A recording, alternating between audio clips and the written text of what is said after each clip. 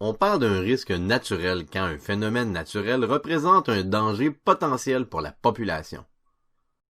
Lorsque le phénomène naturel devient réalité et qu'il occasionne des dommages matériels ou humains importants, il faut alors parler d'une catastrophe naturelle. Nous nous pencherons aujourd'hui sur les risques naturels susceptibles de survenir en milieu urbain. Dans le monde, plusieurs villes sont à risque à cause du dynamisme interne de la Terre. Grossièrement, on peut dire que les continents et les océans, qui reposent sur les plaques tectoniques, se déplacent de quelques centimètres par année. Ces forces amènent une accumulation d'énergie dans la croûte terrestre. Lorsque cette énergie est libérée, il se produit des secousses. Ce sont les tremblements de terre. Les séismes causent généralement des dommages aux structures et aux bâtiments. La gravité de ceux-ci dépend de l'intensité de la secousse qu'on mesure avec l'échelle de Richter. Ce sont les villes qui sont situées près des limites des plaques tectoniques qui sont le plus à risque de subir des séismes. Les séismes peuvent aussi être la cause d'autres catastrophes naturelles comme des glissements de terrain ou encore des tsunamis. Ils se produisent généralement lorsque la secousse se situe sous les océans. Les tsunamis sont en fait d'énormes vagues qui peuvent atteindre plus de 30 mètres de hauteur et se déplacer à grande vitesse sur de longues distances.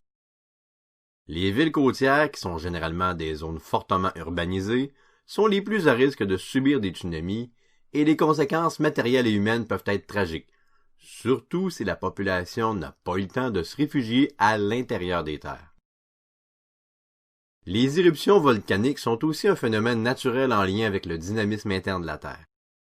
Il s'agit en fait de magma qui remonte à la surface.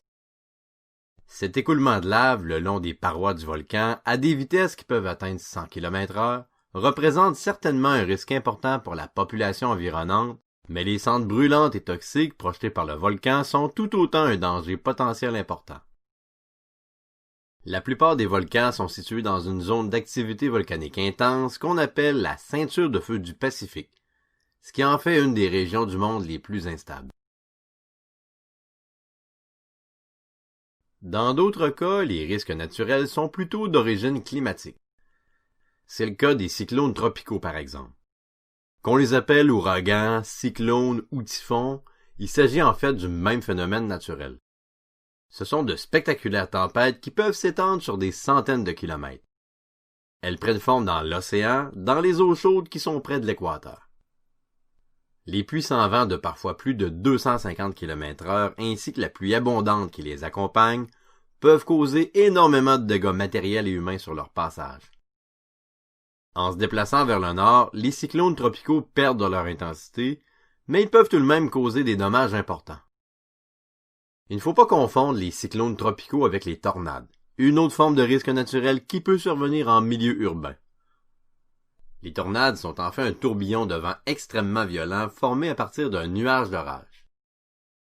La durée d'une tornade est cependant beaucoup plus courte que celle d'un cyclone tropical, mais elle peut tout de même causer de lourds dégâts avec des vents qui peuvent dépasser 300 km/h, ce qui laisse bien peu de chance aux choses qui pourraient se trouver sur son chemin. Il existe bien entendu d'autres formes de phénomènes météo qui peuvent entraîner des catastrophes naturelles. Dans les années 1990, le Québec a connu une importante inondation causée par des précipitations abondantes ainsi qu'une importante tempête de verglas qui a causé d'importantes pannes d'électricité.